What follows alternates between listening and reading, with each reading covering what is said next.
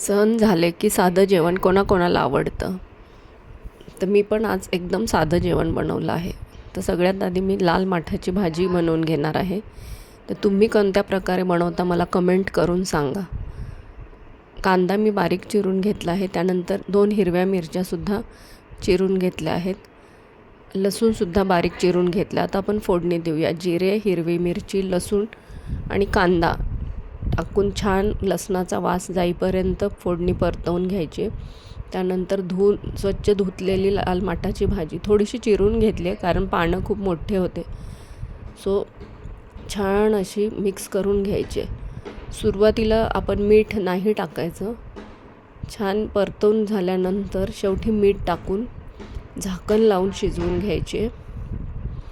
मस्त अशी लाल माठाची भाजी. तर गरमागरम भाकर, त्याच्यावर लाल माठाची भाजी आणि हिरव्या मिरचीचा ठेचा.